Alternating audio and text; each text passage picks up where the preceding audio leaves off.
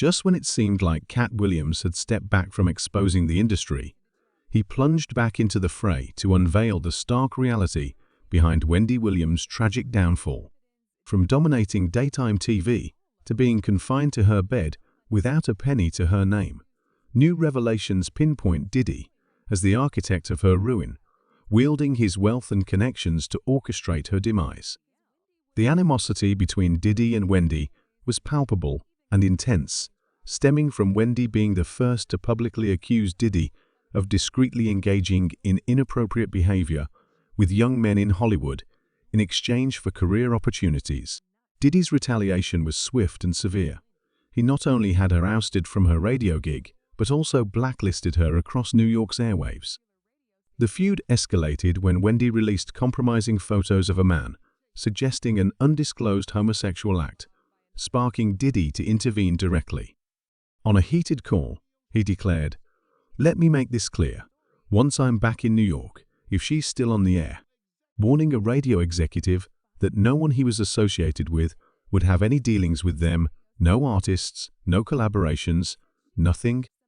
His influence was evident when Wendy, already relocated to a Philadelphia station, found herself shunned further in the industry. While at Hot 97, one of New York's top stations, Wendy claimed she received incriminating photos showing a man in a compromising pose with another during a vacation in Cancun. Before she could delve into the details on air, Diddy had her fired, imposing a de facto ban on her employment within the state's radio network. Recounting the incident, an insider shared, "We were in Cancun, and someone was messing around with Puff. Sneaking up behind him, they yanked down his trunks, a scene caught on camera, and promptly sent to Wendy." Wendy, alleging she had revealing material on Puff, threatened to go public. In retaliation, Puff warned Hot 97 that failing to terminate her before his return would result in a total boycott by his circle. The station complied, and upon returning to New York, Diddy's threats had been realized. Wendy was broadcasting from Philly. In 2013, Wendy subtly referenced a powerful hip-hop mogul without naming Diddy as the reason behind her firing, citing allegations she made about his sexuality. The industry's backlash was fierce, as she was metaphorically burned at the stakes for her disclosures. Yet, she noted, it's all come full circle, hinting at numerous past conflicts now resurfacing. Diddy's vendetta ran deeper, allegedly directing girl groups from his label Bad Boy Entertainment to confront and potentially harm her. Fortunately, her boyfriend intervened, preventing any physical altercation. Describing a particularly tense moment, Wendy recalled being at the station when her boyfriend unexpectedly arrived, thwarting an imminent confrontation orchestrated by Diddy. Moreover, Wendy suggested that Diddy exerted controlling behavior over Cassie, insinuating through a cryptic post advising Cassie to listen to Michael Jackson's Lady in My Life 100 times. Wendy interpreted this as a manipulative move, disguised as a romantic gesture, aimed at reasserting control over Cassie.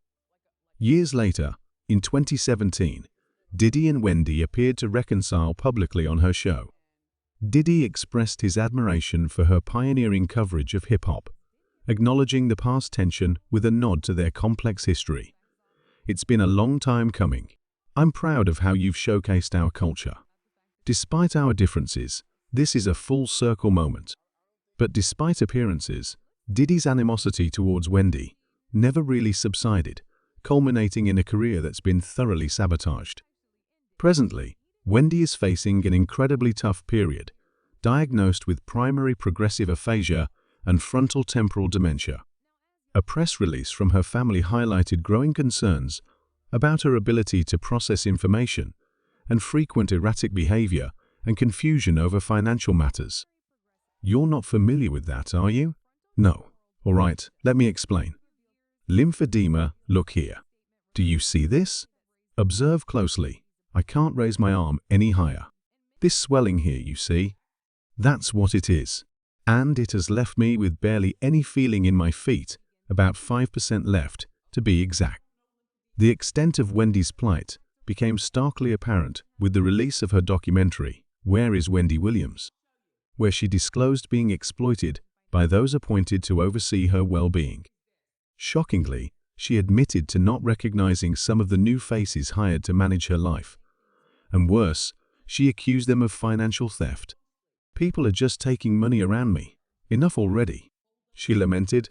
This circle of yes men continues to enable this exploitation.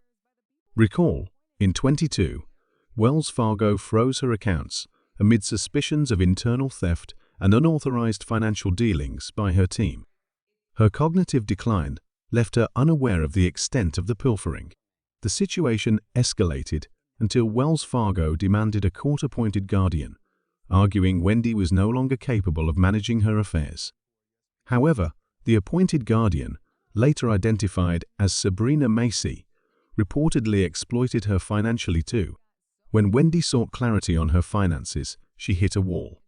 "Laurie Schiller just goes silent whenever I bring up my money. Where's my money?" Wendy pleaded for justice, dismayed by the bank and Schiller stonewalling.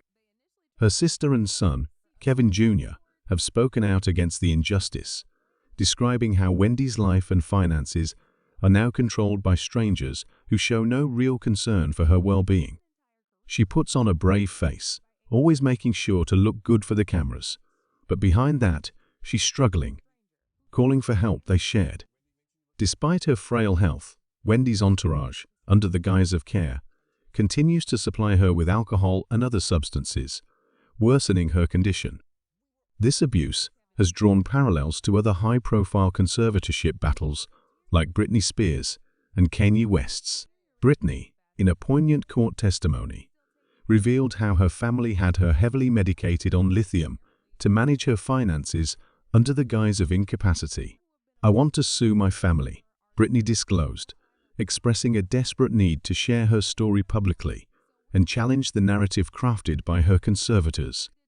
Similarly, Kanye West recounted being over-medicated during a particularly vulnerable time. "They had me on a high dose of lithium. I felt exhausted. They misdiagnosed me," he explained, highlighting how these medications could have ended his career, or worse. And then there's Dave Chappelle, who famously fled to Africa to escape pressures from Hollywood executives, demanding he take psychiatric medication after he declined a lucrative contract. "They wanted me to take these drugs, claiming I was insane," Chappelle recounted, emphasizing the intense pressure to conform. These narratives reveal a disturbing pattern within the industry to silence and control dissenting voices through medication and legal constraints, a fate Wendy unfortunately shares. As Katt Williams recently pointed out, this tactic has been repeatedly employed against those daring to expose industry secrets, suggesting a concerted effort to discredit and neutralize them. Can you imagine the powerful commentary Wendy would have delivered on these issues had she been well? It seems a deliberate tactic to silence one of the most outspoken figures in the industry. This leaves us pondering the disturbing reality she and others face, prompting widespread discussion about the need for change. What are your thoughts on Katt Williams' revelations and Wendy's ongoing struggles? Your insights are invaluable. Share them below, and don't miss our next deep dive into celebrity controversies.